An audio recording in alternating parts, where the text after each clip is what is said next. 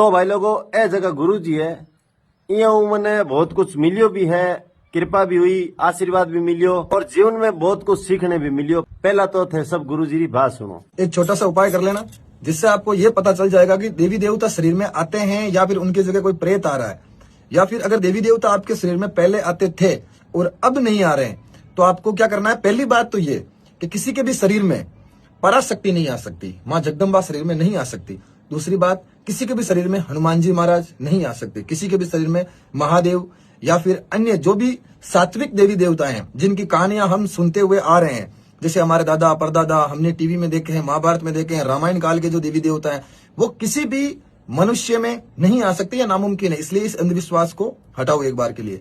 हाँ, ये होता है भैरू जी महाराज हो गए या फिर योगिनिया हो गई या फिर काली माता की शक्ति हो गई, ये एक मनुष्य के शरीर में आ सकते हैं। अब कोई ये भी कहता है कि नहीं काली माता कैसे आ सकती है। काली माता ऐसे आ सकती है कि काली माता है वो जगत की जननी है, तो ये जो मेरा शरीर है वो भी माँ जगदम्बा की तो एक उन्हीं का तो एक अंश है, तो क्या वो अपने अंश में नहीं आ सकती? बिल्कुल आ सकती है।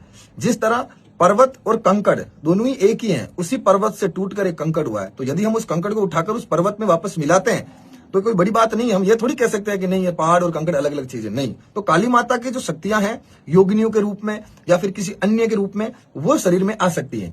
यदि आपको ये कोई कहे कि नहीं मेरे अंदर बालाजी महाराज आ रहे हैं, मेरे अंदर महादेव आ रहे हैं, मेरे अंदर पार्वती माता आ रही है, या फिर मेरे अंदर वो देवता आ रहे हैं जो एक रामायण काल महाभारत काल या फिर 5000 साल पहले से थे वो आ रहे हैं, तो ये नामुमकिन है।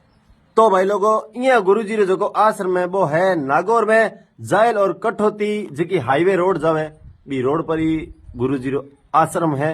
तो भाई लोगों अगर कोई भाई मुसीबत प्रॉब्लम में है और गुरु जी जगी बात कहे बे बात एकदम मेल जोल खा रही है तो थासा भी जा सको और गुरु जी मिल सको।